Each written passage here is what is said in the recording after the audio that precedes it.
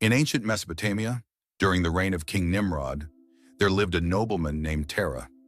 He was a high-ranking officer in Nimrod's court, well-regarded and entrusted with matters of importance. Nimrod's kingdom was vast and powerful, and it was an age of grand temples and idol worship. Terah and his wife Amithlai had long desired a child, and finally their prayers were answered. Amithlai conceived, and the couple anticipated the arrival of their son with great joy. The night of Abram's birth was marked by a celestial event that captivated the wise men and astrologers of the time. A star arose in the eastern sky, appearing brighter than any other, and it swallowed up 4 stars from the heavens. This was a sign that did not go unnoticed. The astrologers pondered on this great sign, and discovering its meaning, they considered if to tell it to the king or not. Finally, they all agreed to let the king know about it. The astrologers hurried to King Nimrod, interpreting this phenomenon as an omen. They warned the king that Terah's newborn son was destined to become powerful, challenging the beliefs and kingdom of Nimrod himself. They prophesied that this child would lead a revolution against the idolatry of the land and establish the worship of one true God. Nimrod, who had heard similar warnings before, was filled with dread. He knew that a ruler must eliminate any threat to his throne, so he ordered that Terah bring his newborn son to the palace immediately, intending to put the child to death. When Terah heard the king's command, he was torn between loyalty to Nimrod and love for his newborn son. Though a trusted officer of Nimrod, Terah could not bear the thought of handing over his child. Knowing the cruelty Nimrod was capable of, he devised a plan to save his son's life. To deceive the king, Terah took the newborn son of one of his servants, bringing this child to the palace instead of his own. Nimrod, believing that this was indeed Abram, took the child from Terah and with all his might dashed his head to the ground. Satisfied that the threat was eliminated, Nimrod released Terah, who returned home with a heavy heart but relief that his son was safe. Meanwhile, Terah sent Abram and his mother, Amithlai, into hiding in a cave outside the city. There, Abram would spend his early years away from the eyes of Nimrod and his spies, sheltered from the dangers that threatened him. In the solitude of the cave, Abram grew up with only his mother for company. Yet from a young age, he displayed an unusually inquisitive mind and a deep connection to the world around him. Even as a child, Abram began to question the nature of creation. He would gaze upon the stars, the moon, and the sun, wondering who had fashioned such wonders. One day, as he watched the sun rise and set, Abram concluded that the celestial bodies could not be gods, as they were bound by a cycle and could not control themselves. Abram came to believe that there must be a higher power, one creator who ruled over all things. After several years, Terah brought Abram back into his household. He introduced Abram to the customs and beliefs of the people of Ur, particularly the idol worship that was prevalent in Nimrod's kingdom. Terah himself possessed many idols, reflecting his loyalty to Nimrod and the kingdom's traditions. However, Abram's faith in one unseen God had already taken root. One day, while his father was away, Abram entered the room where the idols were kept, took a hammer, and destroyed all but the largest of his father's idols. Then he placed the hammer in the hands of this remaining idol. When Terah returned and saw the destruction, he demanded to know who had done such a thing. Abram responded, "The largest idol did it. I placed the offering before him, and he grew angry, striking down the others." Terah scoffed, saying, "You know well that these idols have no life, no power." Abram seized upon this admission, replying, "Then why do you worship them as gods?" This confrontation angered Terah, but it also unsettled him, for he could not ignore the wisdom in Abram's words. However, Terah dared not challenge the traditions openly, as he feared Nimrod's wrath. Abram's defiance and the destruction of the idols eventually reached Nimrod, who was enraged by Abram's actions and the threat his beliefs posed to the kingdom's stability. Remembering the prophecy, Nimrod summoned Abram to the palace and demanded he renounce his newfound faith. Abram, however, boldly confronted the king, declaring, "I believe in the one true God, the creator of heaven and earth. These idols are mere stone and cannot protect you, me, or anyone." Furious, Nimrod decided that Abram must die for his defiance and ordered that he be cast into a blazing furnace, a punishment meant to showcase the fate of anyone who dared to challenge the king's authority or reject idol worship. Abram was bound and thrown into the fiery furnace before a crowd of onlookers. Yet as the flames roared around him, he remained unharmed, protected by divine intervention. Nimrod and his people were astonished, unable to comprehend how Abram had survived such an ordeal. Seeing Abram walk out of the flames unscathed, some even began to believe in the power of the God he worshipped, realizing that Abram was under divine protection. Haran, Abram's brother, who had been observing these events, was inspired by his brother's faith and declared his own belief in the one true God. But Haran's faith was not as strong, and when he too was thrown into the furnace to test his loyalty, he did not survive. After witnessing these events, Nimrod was reluctant to provoke Abram's God any further. Fearing further divine retribution, he allowed Abram to live. However, Nimrod kept a close watch on him, viewing him as a persistent threat to his rule. Abram realized that he could not stay in Nimrod's kingdom and was ultimately called by God to leave his homeland. The voice of God came to Abram, telling him to depart from his father's house in the land of his birth, promising him a new land and descendants as numerous as the stars. With faith and obedience, Abram set out from Ur, leaving behind a legacy of defiance against idolatry and faith in the one true God. He would journey to the land of Canaan, where his story and the promise of a covenant with God would continue to unfold. The night was quiet, and a single star seemed to shine brighter than the rest. In a small hidden corner of the city of Ur, a woman named Amittai held her newborn son close. She had waited for this moment, and now, looking down at her baby, her heart filled with awe and wonder. She knew he was special, but what she didn't know was just how much he would change the world. Amittai was known not only for her beauty, but also for her wisdom and strength of character.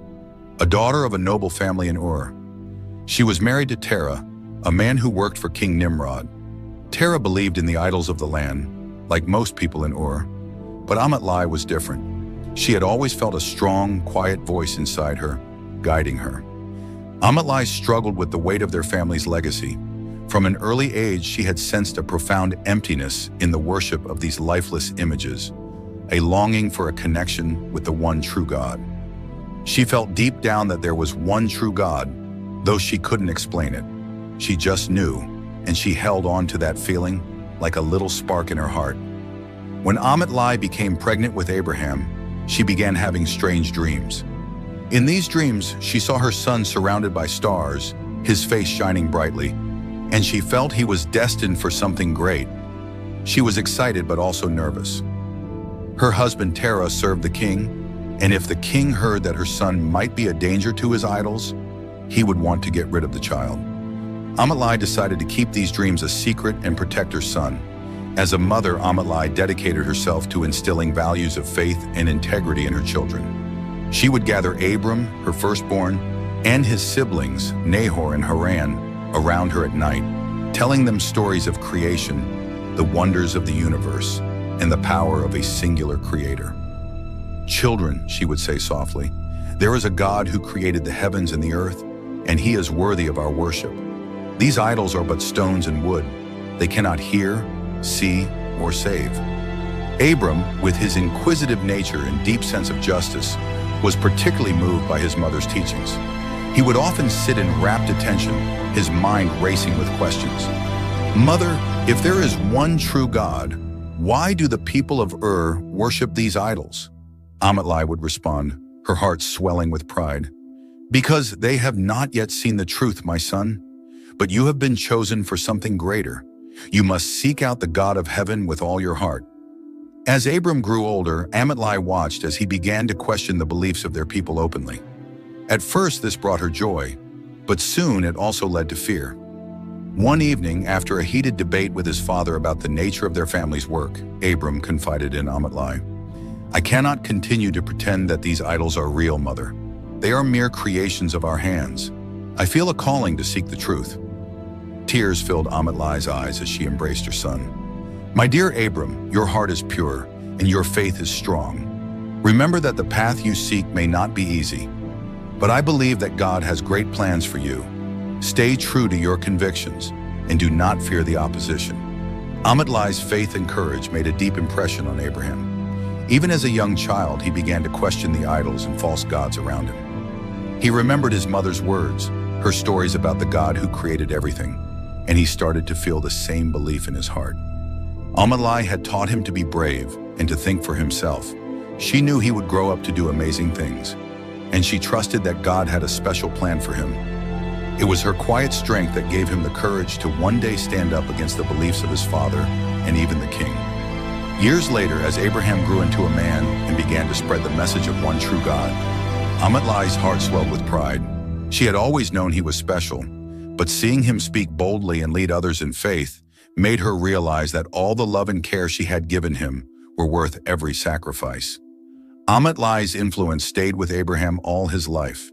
Her faith, her bravery, and her quiet love were like a foundation beneath him. She was the woman who had taught him to follow his heart, to seek the truth, and to believe that he was never alone. And so, even though her story was not told often, Amalai, the mother of Abraham, played a powerful role in shaping one of the greatest men in history. She was the light that led him to believe in the one true God, a faith that would one day change the world. It was in these days that Abram's heart began to long for something deeper. As he watched the stars move in the night sky and the sun rise each morning, he wondered who had created them. Though he was just a child, the Lord gave him an understanding heart. His heart sought the true God, the one who had spoken the world into existence. In his youthful innocence, Abram yearned for a teacher who could guide him to the source of his wonder. One night, Abram had a vivid dream. He saw a tall mountain on which stood an ancient man, shining in robes as white as snow. Beside him stood another elder, his face kind and wise, and they called to Abram with love and warmth. He awoke with a sense of certainty. The men in his dream were Noah and his son Shem, who had survived the great flood and served the Lord with all their might. Abram resolved that he would find these men, for he felt they held the answers he sought. Abraham had heard stories from his mother, Amalai, about the man named Noah, how he had survived the great flood, and his son Shem, who also knew many mysteries about the one true God. They lived far away, but Abraham felt a strong calling to find them. Deep in his heart, he believed that they would have answers to the questions that kept him up at night. As he began his journey, he felt excitement bubbling up inside him. This wasn't just any trip. It was a journey to meet men who had spoken to God himself. Abraham was curious, hopeful, and, if he was honest, a little nervous. What would they be like? What would they tell him? The journey wasn't easy. He traveled through deserts and across rivers, through forests and over rocky hills. At times he felt exhausted, but he kept going. Every time he looked up at the stars, he remembered the stories his mother had told him and the faith she had in his purpose. That gave him the strength to keep walking, step after step, day after day. After many days, Abram finally reached the mountain of his dreams, where Noah and Shem lived.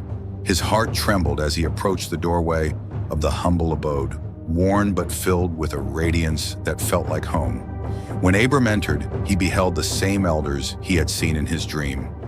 Noah, now over 600 years old, and Shem, though younger, still carried the wisdom of a man who had seen generations come and go.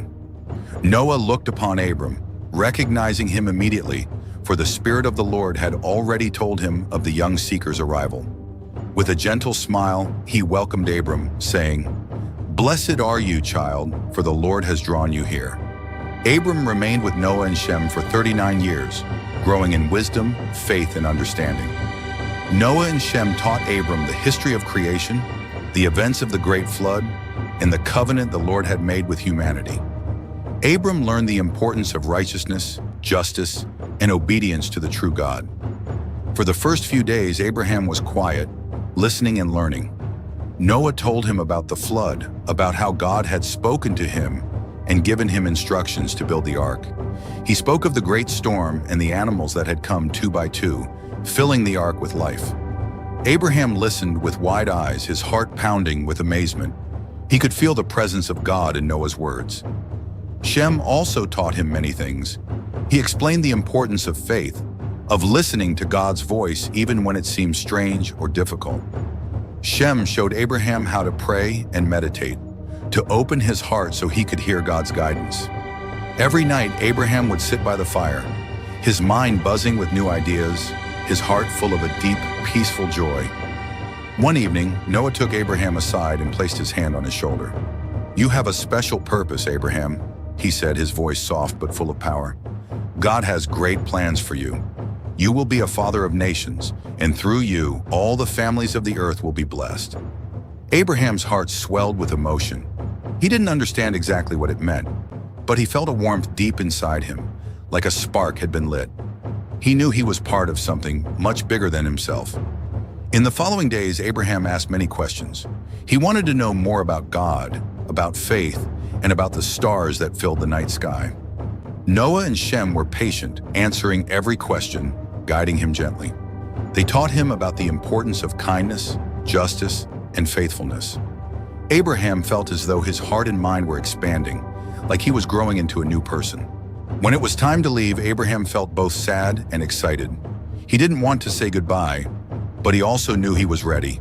He hugged Noah and Shem tightly, feeling grateful for every moment he had spent with them. They blessed him, praying that God would guide him and protect him on his journey. As he walked away, Abraham felt the teachings of Noah and Shem stay with him like a warm light in his heart. He knew he had a purpose, a mission to share the truth of one true God with others. With each step, he felt a growing confidence. He was ready to face whatever challenges lay ahead, knowing that God was with him. And so, Abraham's journey to meet Noah and Shem became the beginning of a new chapter in his life, a chapter filled with faith, purpose, and the promise of a future blessed by God. Abram set out, ready to fulfill his destiny and become the father of a great nation. One day when Abram was just 25 years old, a powerful revelation came to him. In the stillness of the night, he heard a voice call out to him, commanding him to leave his homeland and journey to a land that God would show him. This voice, which he recognized as the voice of the Almighty, ignited a fire in Abram's heart. He felt chosen, destined for a purpose that transcended his life in Ur. Abram sought his father's counsel. "Father, I have heard a voice calling me to leave this land and seek a new place," he said earnestly. "I believe it is the voice of the God of heaven." Terah, who had always nurtured a deep affection for his eldest son, listened intently. Yet he was torn. He could not fathom leaving the life he had built. "My son, Ur is our home. Our people are here. To leave is to abandon everything we know. What will become of us in a foreign land?" Terah implored. Despite his father's reluctance, Abram's conviction only grew stronger. He gathered his family, including his beloved wife Sarai and his nephew Lot, who was the son of Haran. They all sensed the stirring of change, though fear and uncertainty gripped their hearts. One fateful evening, as the sun dipped below the horizon, casting a warm glow over the bustling city, Abram shared his vision with his household. "We must leave Ur, for a great destiny awaits us. The God of heaven has promised to bless us and make us a great nation. He will lead us to a land flowing with milk and honey." The household was abuzz with mixed emotions. Some believed in Abram's vision, while others clung to the comfort of the familiar. Lot, who adored Abram, looked to him with admiration and resolute determination. "Uncle, I will follow you wherever you go," he declared, his voice steady. In a moment of divine inspiration, Terah finally yielded to the dream that had been planted in Abram's heart. "Very well, my son," he said, though he felt a heavy burden in his heart. "If this is what you feel called to do, then I will go with you, for you are my flesh and blood. We will journey together." The next morning, the household began to gather their belongings. They packed their tents, gathered their flocks and herds, and prepared for the journey ahead. Terah led the procession, accompanied by Abram, Sarai, Lot, and the rest of the family, with heavy hearts and hopeful spirits. As they traveled, the family journeyed along the Euphrates River, moving north toward the city of Haran. Each step felt both liberating and daunting. Abram often took time to pray, seeking guidance and reassurance from the Almighty, and he was filled with a profound sense of purpose. Upon reaching Haran, they established their home, where they thrived for several years. Terah, now advanced in age, found comfort in the familiarity of the city. while Abram's longing for the land promised by God grew stronger. They built an altar to the Lord in Haran, a place to offer sacrifices and seek divine guidance. But as time passed, Terah fell ill, and the weight of his years began to take a toll. Abram cared for his father, providing comfort in his twilight years. Yet Terah remained unfulfilled, having never fully embraced the call to leave everything behind. When Terah passed away at the age of 205, Abram mourned deeply. He buried his father with honor, yet he knew the time had come to fulfill the promise that had been made to him. After mourning for Terah, the Lord spoke to Abram once more. "Go forth from your land, from your relatives, and from your father's house to the land which I will show you." This time, the call was clear and unyielding. Abram summoned his household, including Lot and Sarai, and spoke with authority. "The time has come for us to leave Haran and journey to the land of Canaan. The God of heaven has promised it to us." With renewed vigor, they prepared for the journey once more. They took with them everything they owned, livestock, goods, and the faith that had sustained them. Abram led the way, his heart alight with hope and anticipation. As they set forth from Haran, crossing the hills and valleys toward Canaan, Abram felt the warmth of the Lord's presence guiding him. Each step was a step of faith, each mile a testimony to the promise that lay ahead. They traveled through the rugged terrain, where Abram often paused to build altars, offering thanks to God for his faithfulness. Finally, they reached the land of Canaan, where Abram stood upon the hills of Shechem. The land spread before him, rich and fertile, yet unclaimed. It was here that the Lord spoke again, saying, "To your descendants I will give this land." Abram built another altar in gratitude, dedicating the land to the Lord and marking the beginning of a new chapter in their journey. The family settled in Canaan, where they faced challenges and trials, yet their faith in God grew deeper. Abram's legacy began, rooted in a promise that would stretch across generations. Through him, the world would come to know the God of Abraham, Isaac, and Jacob, a testament to faith and obedience that would echo through the ages. The air buzzed with excitement as everyone in the camp prepared for a special day, the marriage of Abraham and Sarah. People whispered and laughed, children ran around, and everyone waited eagerly. The ceremony was going to be beautiful, and the entire camp was decorated with colorful fabrics and fragrant flowers. It was the happiest day anyone could remember. Abraham stood near his tent, his heart pounding. He had waited so long for this moment. He had always known that Sarah was special. She was known for her beauty, grace, kindness, and wisdom.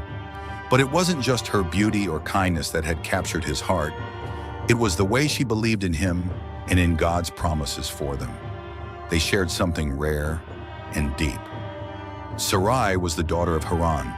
Though her family was prominent in the city, Sarai often felt an emptiness within her, a yearning for something deeper than the idol worship that surrounded her. From a young age, Abraham also had been troubled by the idolatry of their people. While his family was engaged in the worship of many gods, Abram's heart was captivated by the idea of a singular, all-powerful creator. He sought wisdom and understanding, and he found solace in the company of Sarai, whose intelligence and compassion matched his own. As they grew older, the bond between Abram and Sarai deepened. Abram often visited Sarai's family, and during these visits, they would spend hours discussing their dreams and aspirations. Sarai admired Abram's conviction in the way he questioned the beliefs of their people. He, in turn, was enchanted by her strength of character and unwavering spirit. Despite the societal expectations of their families, a love blossomed between them, a love rooted in mutual respect and understanding. One evening, as the sun set over Ur, casting a golden hue across the land, Abram summoned the courage to speak to Sarai's father, Haran. He arrived at the household determined to ask for Sarai's hand in marriage. Haran was a respected man, known for his wisdom and influence in the community. "A father should seek the best for his daughter," Abram began, his voice steady yet respectful. "Sarai is dear to me, and I wish to marry her. Together we shall walk in faith and seek the truth of the God who calls to us." Haran regarded Abram thoughtfully. He admired Abram's character, but was concerned about the world they lived in, where worshiping false gods was the norm. "Abram," he replied, I know you are a man of conviction, but my daughter's future is at stake. What can you offer her in this land where the worship of idols reigns supreme? I cannot promise wealth or status, Abram responded earnestly, but I can promise her love, respect, and a commitment to seek the one true God together. I believe he has a plan for us that goes beyond this city. Haran, moved by Abram's sincerity, agreed to the union, seeing the depth of feeling between them. They arranged a wedding ceremony that was a blend of cultural traditions and personal beliefs.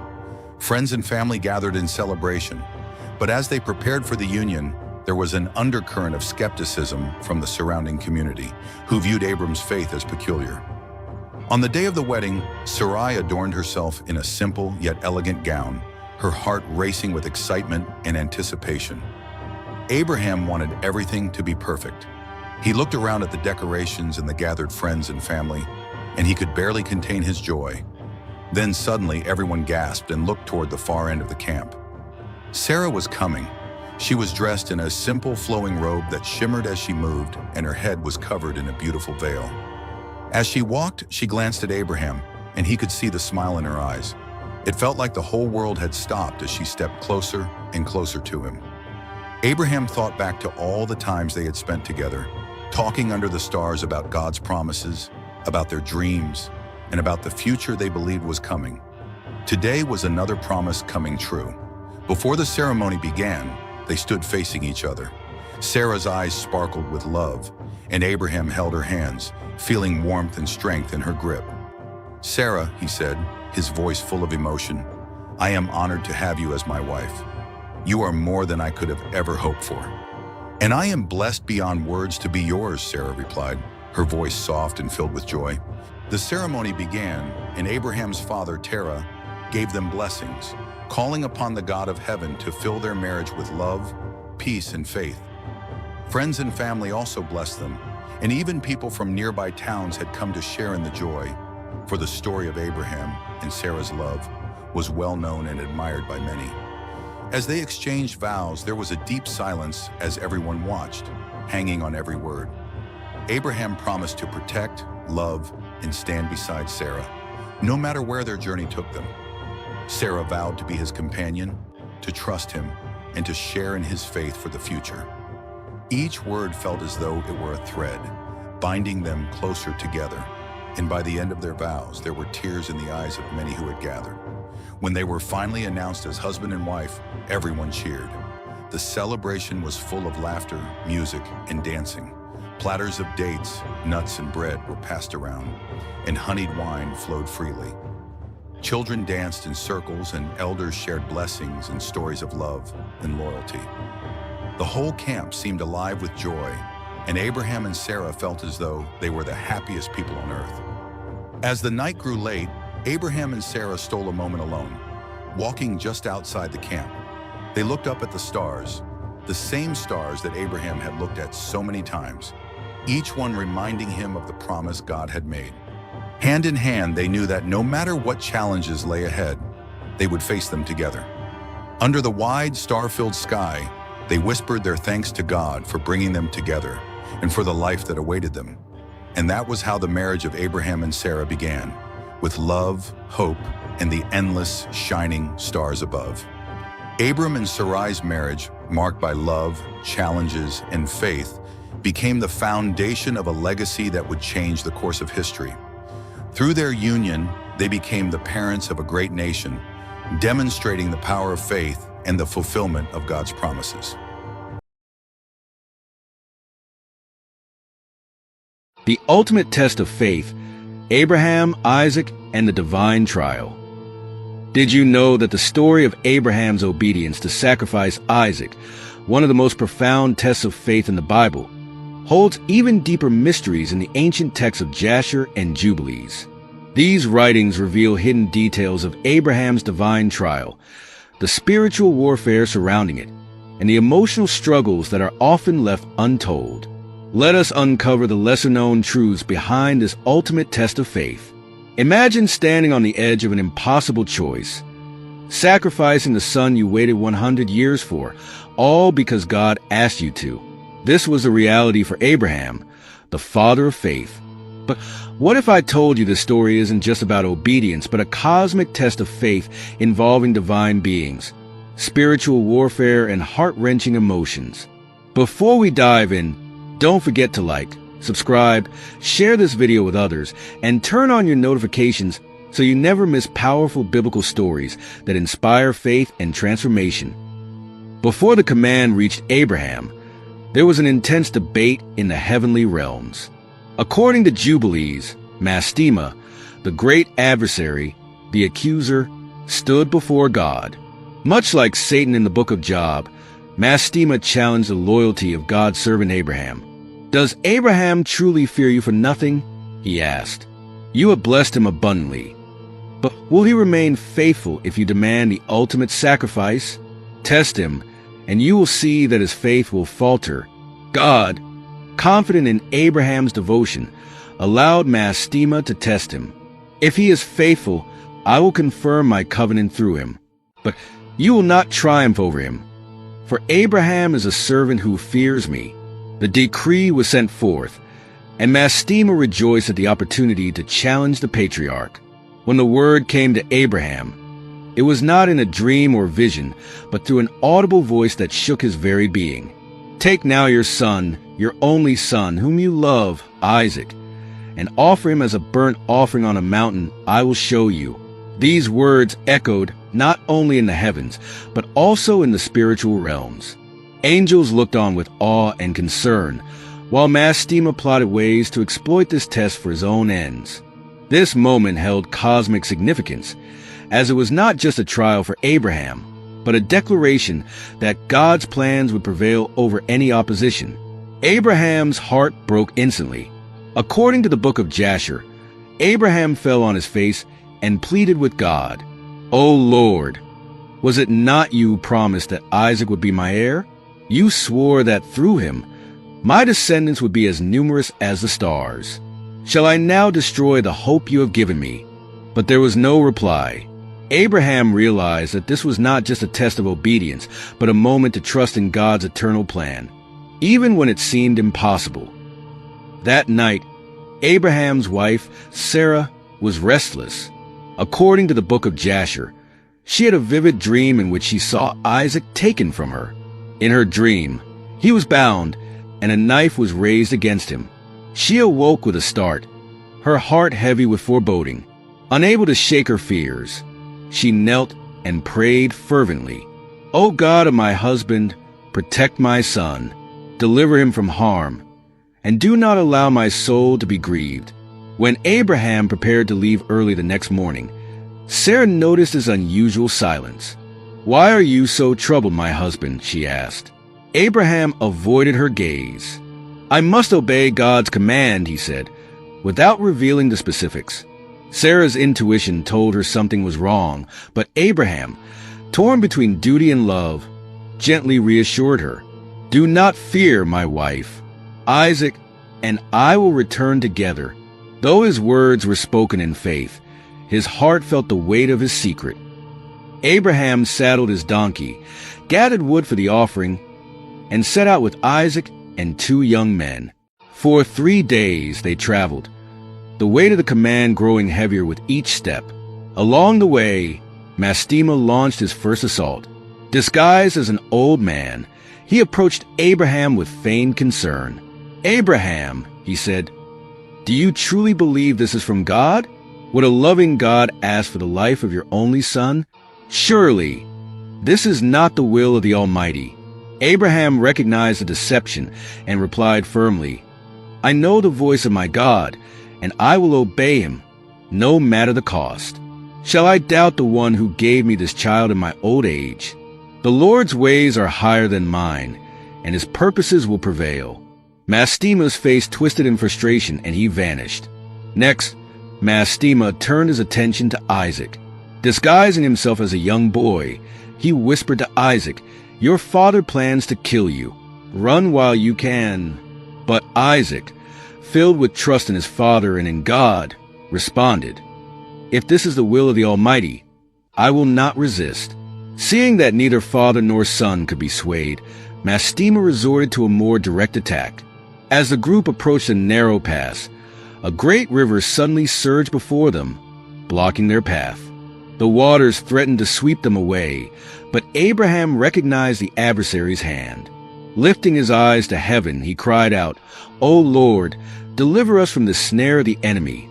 Immediately, the waters receded, and the path was made clear. When they arrived at the base of Mount Moriah, Abraham turned to the young men who had accompanied them. "Stay here with the donkey," he said. "The boy and I will go over there to worship, and we will return to you." Though spoken in faith, these words carried the weight of a father's anguish. Isaac carried the wood for the sacrifice, while Abraham carried the fire and the knife. As they ascended the mountain, Isaac noticed something was missing.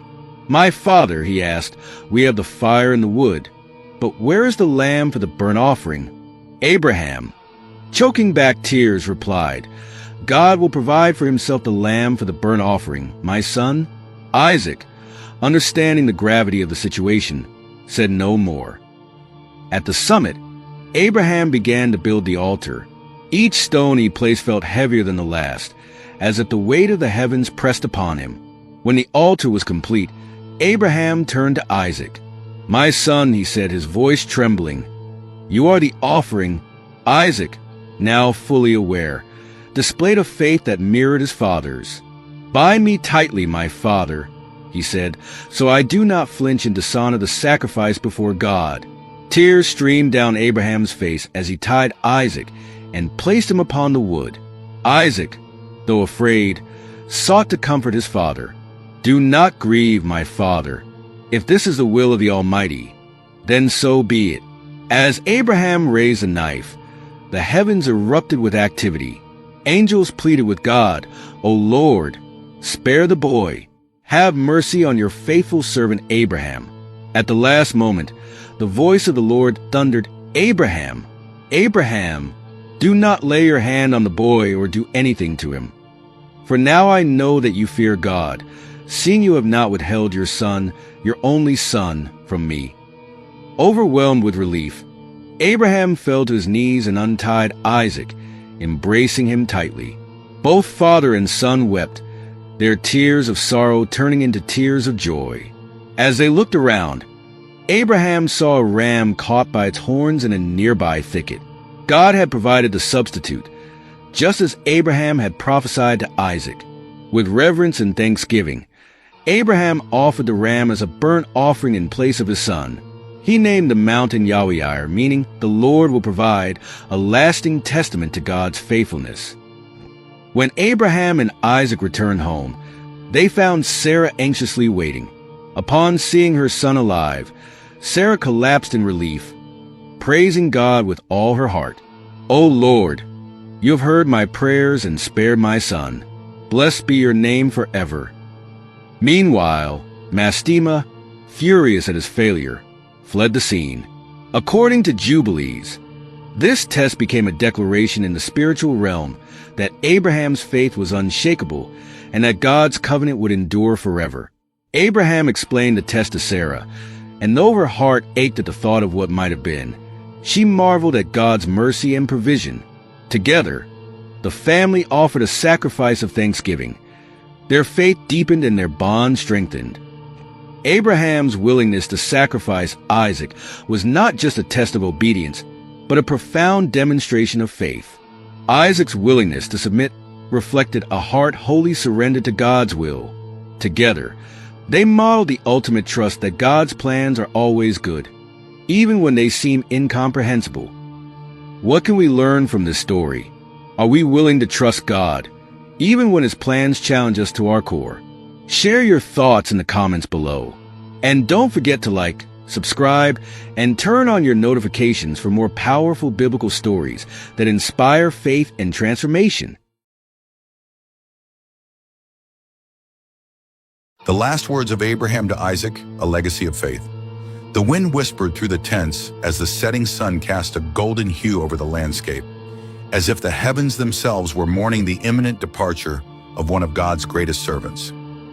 Abraham, the patriarch of faith and the father of nations, lay on his deathbed at the remarkable age of 175 years. Though his body was frail, his spirit burned brightly with the fire of God's promises. His journey had been long, filled with trials, triumphs, and the undeniable hand of God. Yet in this sacred moment, his frail body and weathered face reflected not just the passage of time, but the immeasurable weight of a life lived in unwavering obedience to the Almighty. He had said goodbye to many along the way, most notably his beloved Sarah, who had preceded him in death 38 years earlier. Her passing had left a void in his heart that time could never fill.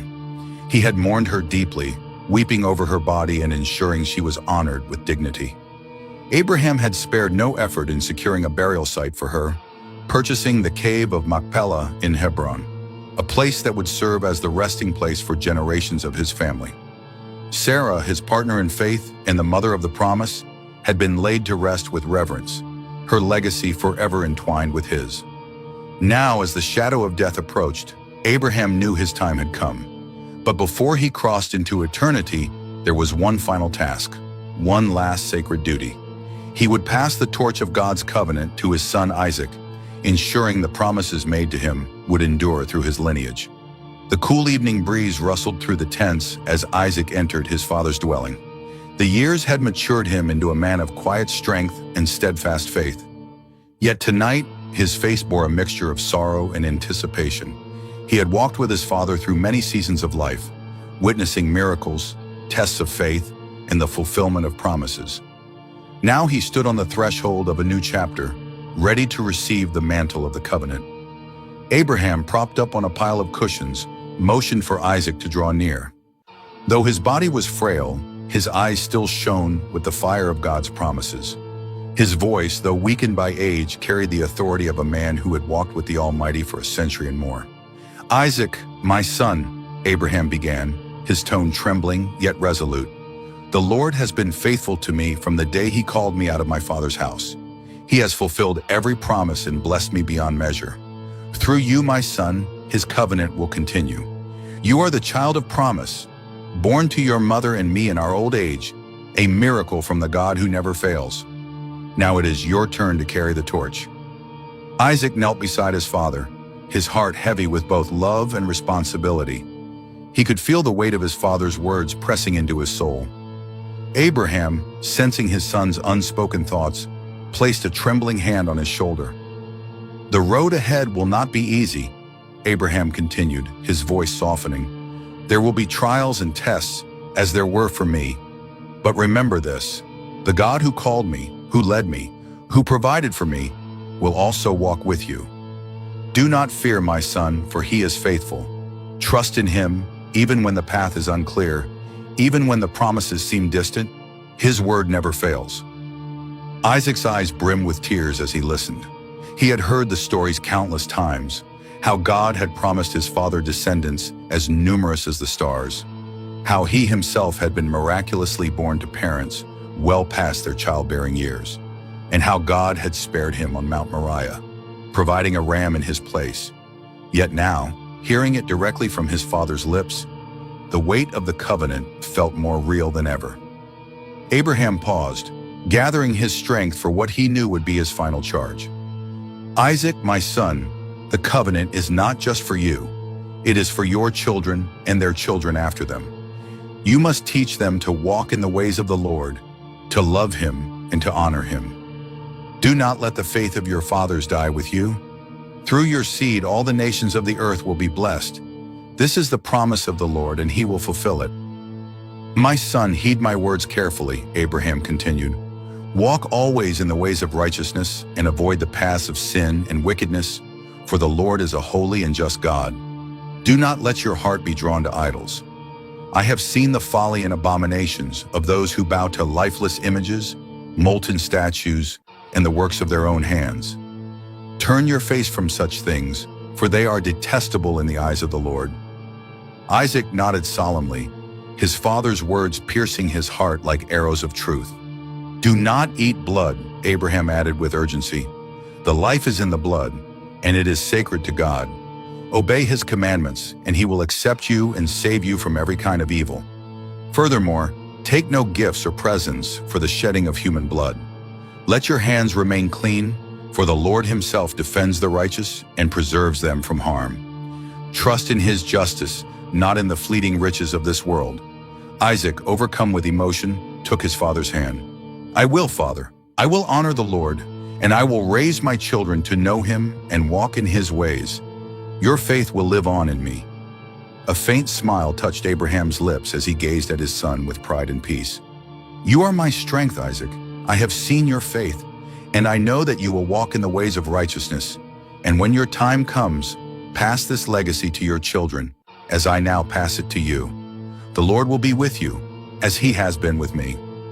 As the night stretched on, the weight of destiny seemed to fill the air. Abraham, though nearing the end, exuded a peace that could only come from knowing he had fulfilled his purpose. He reached out and touched Isaac's face, imprinting the memory of this moment on his heart. Go now, my son, Abraham whispered. Fulfill the destiny God has set before you. Do not forget his ways and teach your children to walk in them. Tell them of the God who called us, who made a covenant with us, and who is faithful to all generations. Isaac stood, his heart a mixture of grief and purpose. I will not forget, Father, he said. I will carry your faith, your legacy, and the covenant of the Lord with me, and I will pass it to those who come after.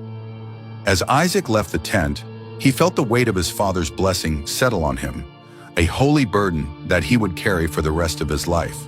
His heart was heavy with loss, but alive with purpose. Abraham's words, his final charge, would guide Isaac through every trial and triumph to come. That night, as Abraham breathed his last, his legacy did not end. Instead, it became the beginning of a new chapter in the story of God's covenant with his people. Through Isaac and his descendants, the promises given to Abraham would unfold, blessing all the nations of the earth. Abraham's faith, his unwavering trust in God, had lit a flame that would burn for generations, a testimony to the enduring faithfulness of the Almighty. The story of Isaac and Ishmael is one of promise, rivalry, faith, legacy, love, and loss. A saga that spans generations and carries the weight of divine destiny.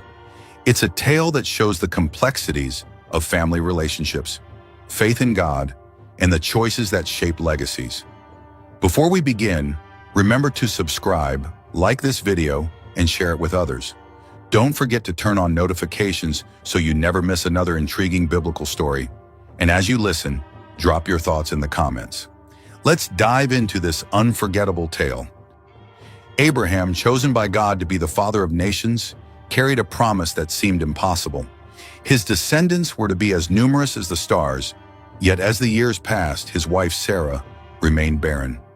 Though they clung to God's words, the silence of their empty tent was deafening. Sarah, now in her old age, began to question if perhaps the promise was not meant to come through her. Abraham, she said one night, her voice heavy with resignation, the Lord has prevented me from bearing children. Go to Hagar, my maidservant. Perhaps through her I shall obtain a child. Abraham hesitated, for he loved Sarah deeply and knew the implications of such a choice. But Sarah insisted, and with a heart divided, Abraham agreed. When Hagar conceived, the household seemed to shift overnight. Hagar, once humble and obedient, now carried a confidence that bordered on defiance. She walked with her head high, aware that she bore Abraham's child. This change in demeanor did not escape Sarah, whose frustration boiled over into jealousy and grief. Sarah's frustration grew, but she endured it, until the day Hagar openly mocked her barrenness. Saw demanded that Abraham intervene. Torn between the two women, Abraham pleaded for peace, but the household was now divided. Unable to bear the tension, Hagar fled into the wilderness. Alone and vulnerable, she wept bitterly, questioning her place in Abraham's household and in God's plan. But it was there, by a spring of water, that an angel of the Lord appeared to her. Hagar, servant of Sarah, where have you come from, and where are you going? I am fleeing from my mistress Sarah, Hagar replied, her voice trembling. The angel comforted her and delivered a promise. Her son would be named Ishmael, meaning God hears, for the Lord had heard her affliction.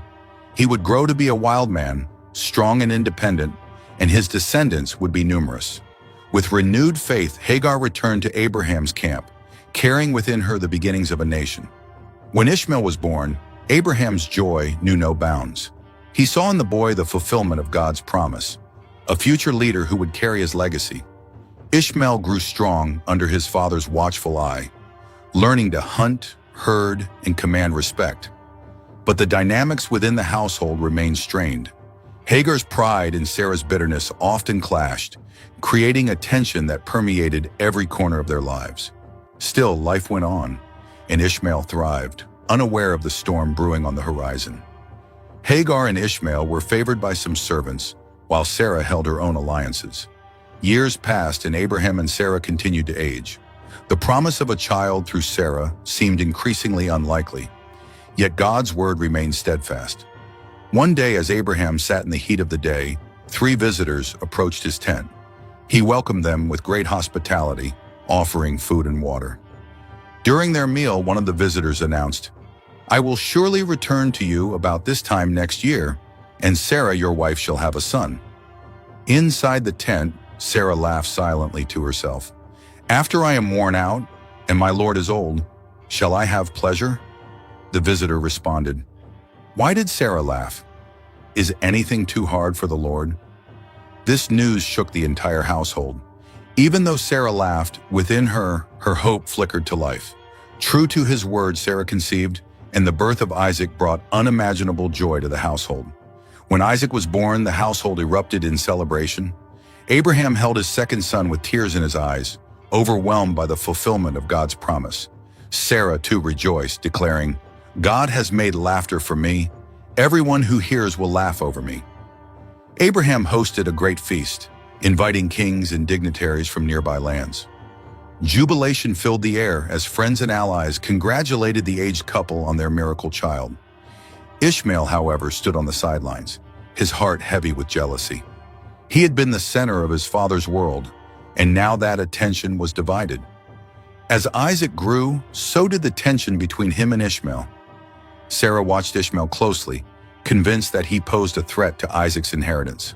Her fears were confirmed during a feast celebrating Isaac's weaning.